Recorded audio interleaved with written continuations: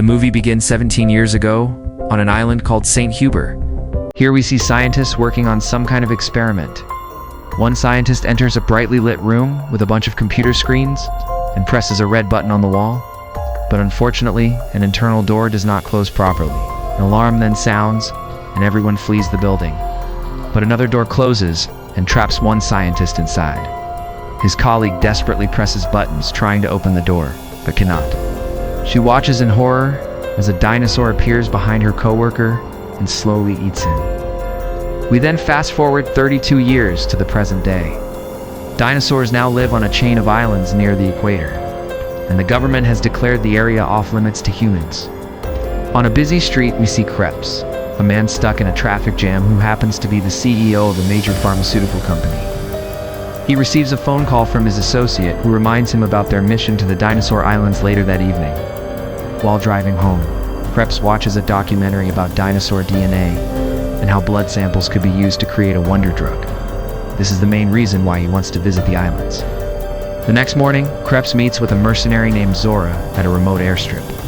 She is a former special operations soldier who runs a consulting business. Krebs tells Zora that he needs her help on a secret mission to a restricted zone in the Indian Ocean. He wants to collect blood samples from living dinosaurs for his pharmaceutical company. Zora is initially uninterested, but when Krebs reveals the massive 7-figure payment, she agrees to take the job. Krebs then takes Zora to a dinosaur museum where she meets with Henry, an expert on dinosaurs who will serve as their guide and translator on the mission. Henry explains what their mission entails and shows them a map of the 3 types of dinosaurs they need to collect blood samples from. One is the aquatic dinosaur, one is a herbivorous dinosaur, and the third is a flying dinosaur. Krebs reiterate that they must do this alone without any military escort. And this surprises Henry, who thought he was only being consulted. But Zora assures Henry that everything will be fine. Afterward, they fly to a private dock where they meet Duncan, a rough-looking man who owns a yacht and will transport them to the islands. Duncan agrees to take them, but then quickly backtracks and says he's cooing to go because his mother is sick.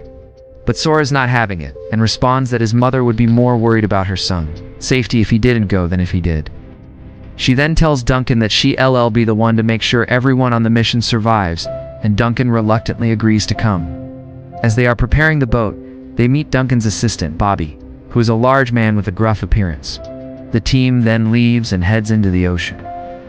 On the boat, Bobby reveals that he has a weapon that contains a neurotoxin that he plans to use against the dinosaurs. This makes Henry very uncomfortable. At night, the team is enjoying some drinks when they hear a distress call from a nearby boat. The next morning, they decide to go investigate. To their horror, they find the overturned boat and the dead bodies of the parents. And they rescue the 2 daughters, Eliza and Teresa, who are hiding under the boat. They also meet their boyfriend, Javier. After helping the family, Krebs' team spots an aquatic dinosaur swimming nearby, and they decide to try collecting its blood. Zora fires a syringe-tipped dart, but misses the first time. However, on her second try, she manages to hit the dinosaur and collect a sample. Everyone cheers and celebrates their success. Later, Henry tells Zora that Krebs' company will only make the new drug available to the rich and powerful, and will not help the poor. Zora ignores his concerns and states that her only objective is to complete the mission and receive her money. Suddenly, a group of dinosaurs appears, and Bobby starts shooting at them without any provocation. An aquatic dinosaur attacks and grabs Bobby, pulling him into the water and killing him. Everyone speeds away in the boat towards the shallow water, but the rocks begin destroying the boat and threaten to wreck it. Teresa tries to contact the Coast Guard, but Krebs stops her, causing her to lose her balance and fall overboard. Robin, Eliza, and Javier immediately jump into the water after her. Duncan struggles with the boat, managing to navigate it to the shore where they can finally step out. Nina is unfortunately not so lucky and is immediately attacked and eaten by a dinosaur, much to Duncan's shock. The family hides in a cave while the rest of the team gathers. Krebs admits that he never told them that the island was the site of the top-secret lab where the dinosaurs were created. They have now landed on St. Hubert. Despite their frustration, Zora convinces them to continue the mission, so that she can get her reward. They then collect the second sample from a herd of plant-eating dinosaurs. Henry is amazed and touches one of them before Zora gets the sample. The team now only needs to collect the third sample from a flying dinosaur. Meanwhile, Teresa finds a dilapidated boat and a rubber raft. Ignoring her father's warnings, she inflates the raft and gets in with the girls. The sound attracts the attention of a sleeping dinosaur. They get in the raft and paddle away, but the dinosaur quickly catches up to them. Just as it's about to eat Eliza, they manage to escape. The family hides among the rocks, and the dinosaur gives up and leaves. With the help of Henry, the team climbs a tall cliff to a dinosaur nest. Henry collects the final sample from a dinosaur egg. But before they can leave, the dinosaur returns. The boat captain distracts it, but the dinosaur knocks him off the cliff.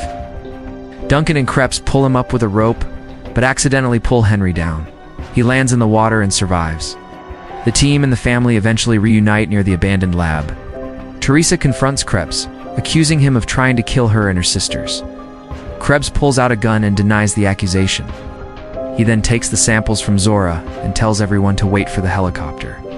But before long, the power generator turns on, illuminating the area and attracting a large group of dinosaurs. The family hides in a supermarket, while Henry and Duncan enter the lab. Duncan discovers a network of tunnels that lead to an emergency boat. He decides to find the family while Henry tries to attract the helicopter. Meanwhile, Krebs abandons the team, driving off alone in his car. A dinosaur later kills and eats him. Zora then sees the family in the tunnels and goes to help them. The helicopter arrives, but the dinosaur destroys it. Zora, Duncan, Henry, and the family make their way through the tunnels to the emergency boat. Eliza, the youngest daughter, is small enough to squeeze through a gate and open it for the others. They all board the boat and escape. They look back and see a large dinosaur, but it is distracted by Krebs's car. Zora takes the samples and they run to the boat. Duncan then shoots a flare, and they realize he is still alive. He was hanging onto the side of the boat all along.